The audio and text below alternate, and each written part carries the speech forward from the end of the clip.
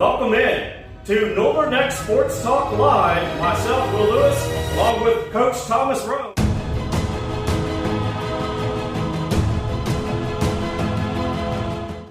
Northern Neck District play begins this week. We have your full field schedule along Dorian Harris. He gets a Division II offer. We're going to talk about that. Also, we're going to talk about what the Virginia High School League's take is on the instant replay status in high schools. Welcome in to Northern Neck Sports Talk Live. I'm Will Lewis along with Coach Thomas Roane. Coach, good evening, my friend. How you doing today, buddy? We're back again here at Hot Mix VA Studios, Northern Neck Sports Talk Live here with my co-host and myself, Thomas Roane, 20-year youth football coach here in Essex County. We're here to talk football. I'm glad to be back another week. Yes, indeed. In last episode, we talked about recruiting and all that, so we're going to get into a little bit of that later on. But first, let's get to last Thursday night's high school football scores. And there's only two games that went on last Thursday night. Of course, the other games on Friday night got canceled due to weather. So King and Queen, let's first talk about them. 61-6 over John Marshall.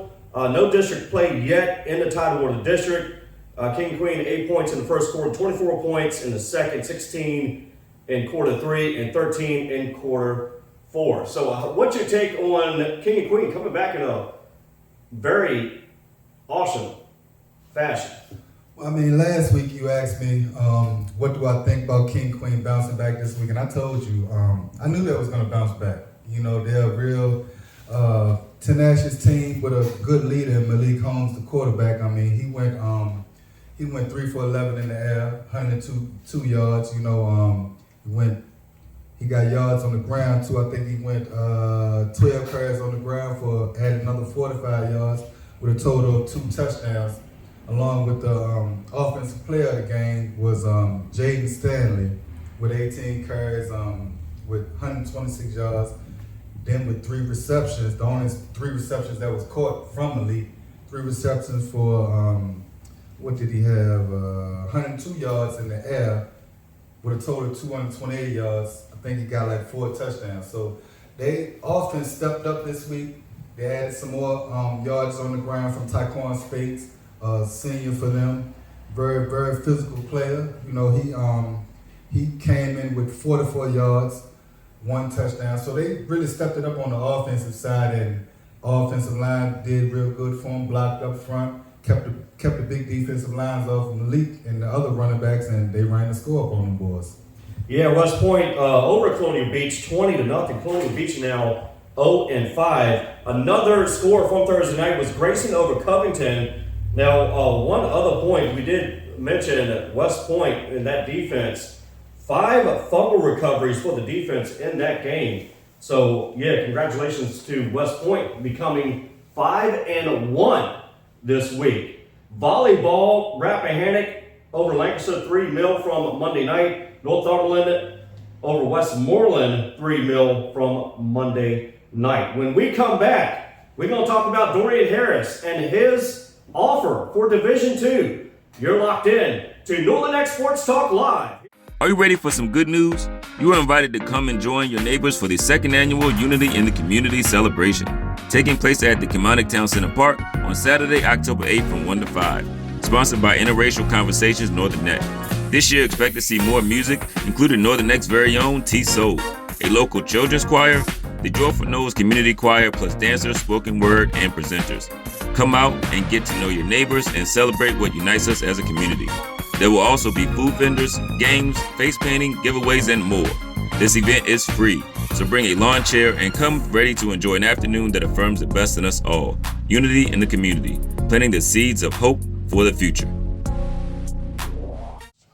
We welcome you back into Northern Neck Sports Talk Live here on Hot Mix VA, live from the Tappahannock, Virginia. Dorian Harris receives a Division II offer from Bethany College. Coach, we talked about the players last week and parents getting themselves more exposed into the recruitment phase. And Dorian Harris, big congrats to him. Well, with Dorian, we all knew that this was gonna come. It's just a matter of when it came. And I mean, since he got his first one, I'm pretty sure a whole lot more is gonna come in as the season goes on. Like I said last week, a very explosive player, good field vision. You know what I mean? When he gets on that field, man, it's like a movie, man. If he's on his game, he's gonna give you a show. And I mean, Bethany College seen what he did the last 2 weeks, and they had no choice but to offer him, which I'm sure, you know, they're out in West Virginia. So, you know, I'm pretty sure everybody's hoping that teams closer to home will maybe get an eye on him and offer him, you know what I'm saying? But as for right now, for Bethany College, I'm offering him and take a chance on him. That's a real good deal. So I'm pretty sure that's gonna motivate him even more to put his foot in the ground more to get more offers.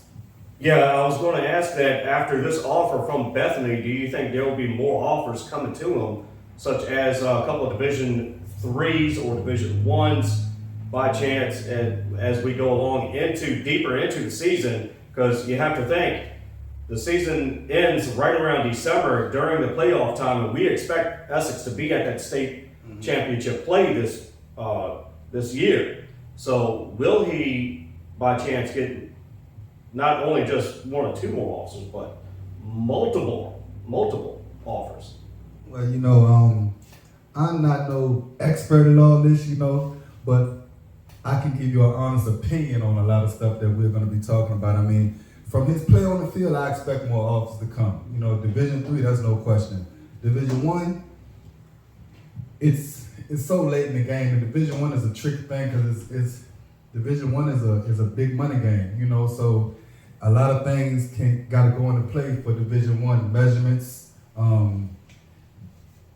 competing against other kids in 2A, 3A, 4A, bigger schools and stuff like that. But I expect some to come in, you know, because I mean, you got big Division 1s and smaller Division 1s. It all depends on where you're trying to go to, you know what I'm saying? So I mean, with him being the player that he is, I expect a lot of Division 3 offers, and I expect some Division 1 offers to come out. I expect more Division 2 offers to come, you know, because I know for a fact he's gonna put on a show for the rest of the year. Like I said, the recruiting game is a big money game, you know, especially when you get up in those bigger levels. Division 1, I think they give out like 85 scholarships, you know what I'm saying, for the bigger, higher tiers, that 85, and I think for the lower tiers, maybe like 63. Division 2, they're allowed to give out 35 scholarships, and that's depending on how they give it out. Division 3, they can split those scholarships in half where they can give more players more, you know, offers.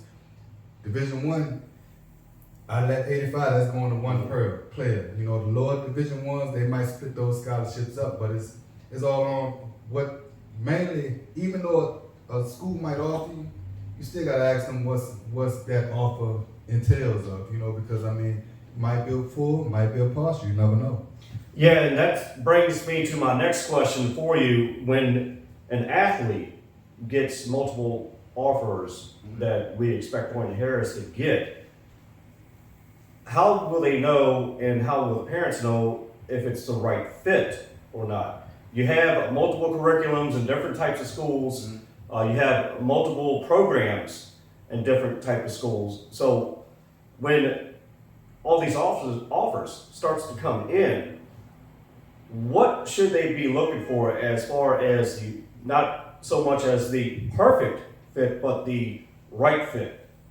I mean, again, you know, that's when the parent and the player needs to get real in tune with their coach. That's what I think, you know, because if you're a running back and you're used to running the ball, you don't want to go to a pass-heavy team, because if they don't run the ball, then most likely you're going to be in slot somewhere trying to catch a pass. And if you ain't good at catching a pass, then you ain't going to see the field like time up. Or vice versa, if you're a wide receiver coming from a heavy pass offense in school, you don't want to go to an office in college.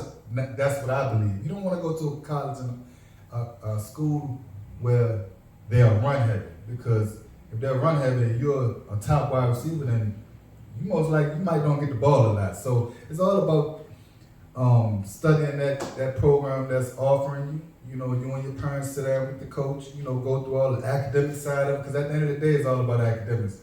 I tell a kid all the time, we can go play football all we want, but if you get hurt, what are you going to fall back on? So see what type of academic programs they got, and just ask questions. Don't just accept the offer and be happy with the offer. No, ask questions. If you want to know if they're a run-heavy team or a pass-heavy team, or what type of defense they run, if they run a 5-man defensive line, 4-man, 3-man defensive line, or if they run double wing on offense, if they run spread in offense, I formation, anything. You got to ask these questions to be able to know what type of decision that you want to make, because at the end of the day, it's your decision, it's your future. You don't want to go nowhere where then you get there because you jumped the gun, and next thing you know, you get there, you're not happy. Then next thing you know, you got the transfer portal and all of that stuff like that. You want to try to nip that stuff in the bud right off jump, so that way when you make that first decision, that's the only decision you got to make for 4 years, And that's very good, extensive knowledge there, Coach. When we come back, some parents are talking about instant replay in high schools. Should the Virginia High School League consider instant replays in high school football games? We'll talk about that next. You're locked in to NNK Sports Talk Live on Hot Mix VA. More tuition assistance is available than ever, paving the way for debt-free education and training. And Rappahannock Community College is here to help. Earn a degree, certification, or even start college in high school. Success starts here. What are you waiting for? We welcome you back into NNK Sports Talk Live here on Hot Mix VA, live in Tappahannock, Virginia. Some of the parents, some of the coaches, some of the experts talking about, should the Virginia High School League get into instant replay? Should they consider instant replay in high school sports? That's to include football and possibly basketball. Major League Baseball has it now. Some of the volleyball games professionally has it now. And even NASCAR has it now. Should the Virginia High School League start to have instant replays in the high school football games?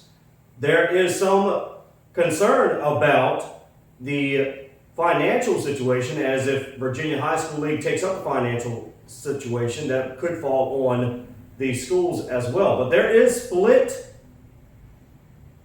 options, split opinions about whether to not or do this. And Coach, sometimes, as we would like to say, let the kids be kids. And there's a bunch of split opinions about either have instant replay or not have instant replay in high school. And Virginia High School League's been considering it due to some of the bad calling. Yeah. But then again, this is high school. As far as instant replay, I think that's a big step, because you're talking about a lot of money. I don't know exactly how many schools we got in Virginia, but from 1A to 6A, that's a lot of schools, and that's going to be a lot of money. Now, VHSL or the high ups in Virginia is going to take care of it, and yeah, we would love to see that, because it's been a couple games that you'll see a play and you're like, that don't look right. And no good and well, if you have instant replay, you could probably get a more determined answer on the play or whatever like that. But you take a little small county like Essex County, if they would try to put that on us, I don't see that happening.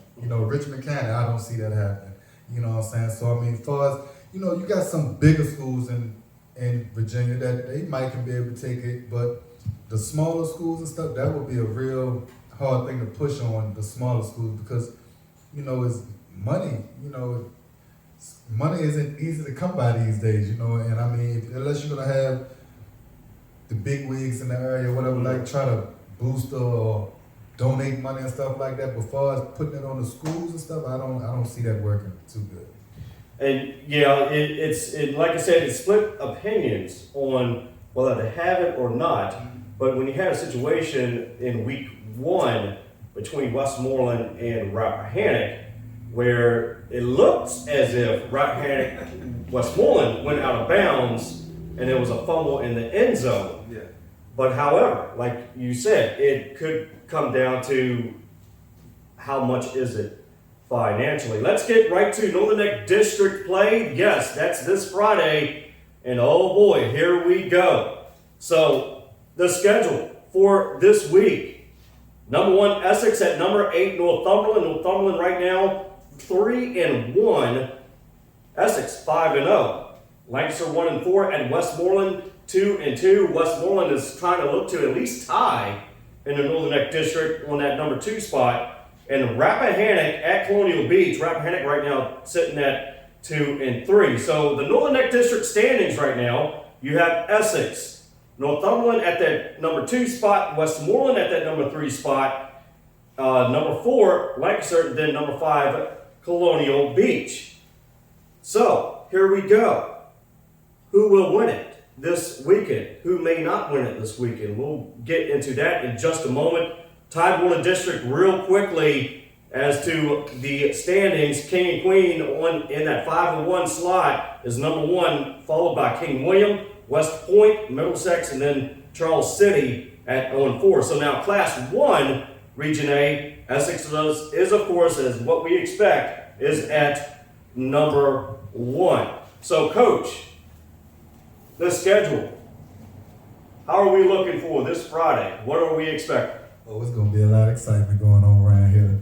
I mean, this is the part of the season everybody waits for. You know, we got all the 4 or 5 games when the season starts, but that's just, you know, to get us to where we're leading up to district. District is where you find out who the king of the area is. You know, some of us like to call it the battle of Northern Neck, because at the end of the day, we're trying to see who's going to win districts. And I mean, the last 10 years, I think Essex been the top dog, you know, but anything can happen during this time to where they can knock us out of that top spot. You know, we play Northumberland. You know, if you look at Northumberland, fast, Division I player over there in Cameron Selden, but not just Cameron Selden. He got some boys over there that's going to back him up. You know, Marcus Bromley over there, Antoine Mills, Markel Cockrell. Got a young freshman quarterback, Tyreek Lundy, MJ Laws, and them boys like that. Them boys been playing together for a while, you know. But over here, we got D1 Cameron Robson, and he got a stable of people behind him that's gonna back him up. You know, you take those 2 players off the team, and it's 10-10. It's gonna be right hard to Northumberland to even pull over that without Cameron Selden, because it's a deep loaded team. You know what I'm saying? Rappahannock, at the beginning of the season, they were, I think Rappahannock Times did a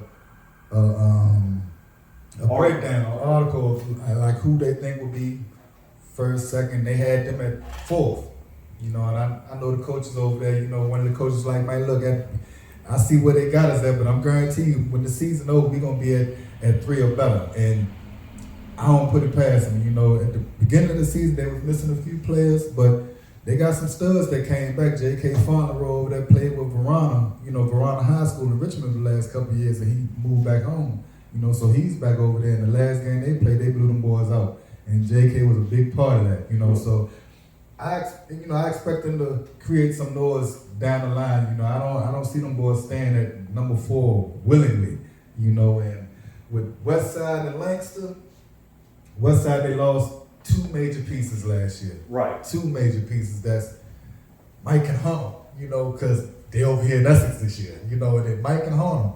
So but with Westside, like I said, they played 2 tough opponents in King William and King George earlier this year.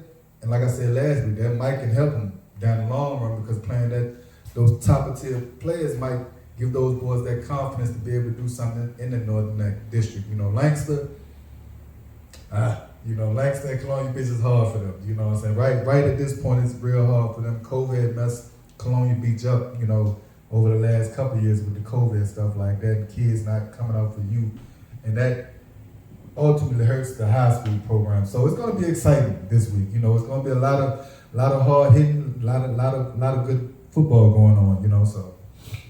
And yeah, and hopefully we'll get some good footage out of this week's Northern Neck District games. And one thing we are looking at, if Westmoreland wins and Northumberland loses, Westmoreland and Northumberland will be tied for that number 2 spot, which will play some significant part going in deeper into the season. Mm-hmm. Now, the other question is, how far and how much longer will Essex go undefeated?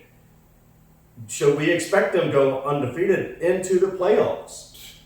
And should Northumberland, if they get moving, should they continue in that number 2 spot after this week? We will all find out sometime or another, Coach. Well, if I gotta tell you, I say Essex going undefeated, point blank.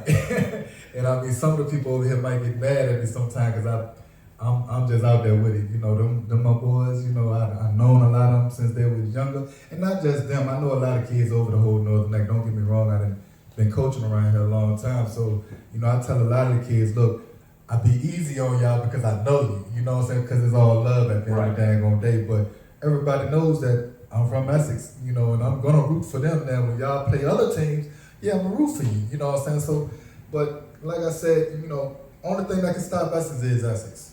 Point blank. If those kids go out there and do what they're supposed to do and listen to those coaches, I don't see too many people hanging with them right now. And it might be bold or whatever, but even down the Riverheads. So I mean, but like I said, once we get into district players, anything can happen. I might say what I say, but anything can happen. You never know what's gonna happen on a Friday. And now with all these referee shortages, you never know what's gonna happen on a Thursday or Friday. So we just gotta wait and see which team comes out to play the best, And when we come back, I'll wrap up a couple of college scores from over the weekend and coaches' predictions for this weekend. You're locked into Hot Mix VA. This is Northern Neck Sports Talk Live. Follow us on Facebook, on our social medias, Instagram, Hot Mix VA Radio, hotmixva.net. We're on the web, and make sure you download the app Live 365 for the free Northern Neck Middle Peninsula Hip Hop and R&B radio station, which is Hot Mix VA Radio. That's right. Keep a link with us all kinds of ways. Now download the app, keep listening, follow us. Just keep a link with us because we got some more stuff on the way and some more good things in the works. But like I said, we just want to thank you guys. Yep. Thank you. College football scores from over the weekend. Some exciting stuff over the weekend for college football. Welcome back into Northern Neck Sports Talk Live on Hot Mix VA. We are live in Tappahannock, Virginia. Thank you so much for tuning in wherever you may be from the Northern Neck of Virginia, from Essex County to across the country and around the world. We are streaming live, Northern Neck Sports Talk Live on Hot Mix VA. So college scores, Coach, from over the weekend, we had Duke beating UVA 38-17, JMU over Texas 40-13, North Carolina over Virginia Tech 41-10, Liberty over Old Dominion 38-24, and Old Dominion almost won that game, but that kind of shot themselves in the foot a little bit with penalties. And we have some more scores that you want to talk about as well, as far as local athletes in the college level. Yes, sir. We have a few players that's in college right now. They're not right at D1 right now, but they're at the D2 level. You got Rasheed Ellis and Marvion Newton. Rasheed is from over here in Tappahannock, played on the Essex High School squad. 4 years starter on that squad. Marvion Newton, same thing over there. He's in Warsaw, 4 years starter over there in Rappahannock. Both of those kid players, men, young men, because they ain't children no more. Both of them played Emory and Henry. They played Catawba this week. I guess that's their name. I don't know. Division II, but they won 38-23. Then you got DeMondre Roane at CNU. They won this week 20-14 over Roane. So we just want to shout y'all fellas out. Keep on doing y'all thing. Keep being the leaders and showing these younger generation what it takes to get to the next level. And we'll see y'all boys when y'all come home. Before we go, for the Northern Neck District play this weekend, your predictions for this weekend? Essex versus Northumberland. Like I said, you got two powerhouse teams. Coach Aaron over there, he's been doing a real good job of getting Northumberland back on track. I think he passed one of the coaches' winning records or whatever. I can't think off my head how many games he's won to beat that record, but he's been doing a real good job over there with getting the kids in college visits and just doing a good job being a young coach over there, So, but they gotta face that purple and gold again. The last time Northumberland beat us, the young homie Delvin Palmer was still playing. He played at JUCO Lackawanna, and they beat us during the regular season, but we turned around and beat them in the playoffs when it mattered. And it was a muddy game, and I remember it like it was yesterday. So, like I said, you take those two D1 players, Cameron Selden and Cameron Robinson, off the team for that game, you still got to go 10-10, and I don't see Northside being able to come away with that one. So I take Essex in that one. Okay, let's talk about Lancaster and Westmoreland. Lancaster 1-4, Westmoreland 2-2. What are your thoughts and your prediction on that game? Jordan Saunders over there on West Side, he a problem, so he's a leader over there, and I'm pretty sure he's going to lead these boys to overtake the Lancaster Red Devils over there. Like I said, Lancaster been having a rough go at it for the last couple of years, but in basketball, them boys are terrible. They the top dogs when they come down to basketball. So, but I don't see them folding, just laying over and letting them do what they want to do. So like we said last week, district play is always funny, but I see Westmoreland beating them. And 2-3 Rappahannock at 0-5 Colonial Beach. Now, some analysts say that an 0-5 team, a team that has not won yet, is the most dangerous. Well, they don't got nothing to lose. So they just gonna come out there and just play ball. They gonna come out there and try to crack somebody's head. So I mean, if they come out and do what they supposed to do, they might can upset them. But Richmond County been on the road the last 2 weeks. They just beat the team 33-0 last week, and a big reason that is because of young J.K. Farmer over there. So if he play like how he played last week, I don't see no way in the world Colonial Beach is gonna come back and take them out. So I see Rappahannock beating Colonial Beach. Now the score, I don't know, but those three teams I said, I see all of them pulling away with a victory this week. And there you go, No Neck District play for this week. Coach, thank you again so much for helping us out and being my co-host and everything. It's been fun the last 2 weeks. And I want to give a shout out to our producers, T. Harrison Giles, that's behind the cameras, doing such an amazing job at getting this thing going as producers and everything. They're doing such a fine job at getting the videos on and getting our highlight reels on, and of course what you see in the background here, getting the pictures on for us and everything. So with that being said, from Hot Mix BA Studios here on Hot Mix BA from Tappahannock, Virginia, you've been listening and watching North Neck Sports Talk Live. Myself, Will Lewis, along with Coach Thomas Roane.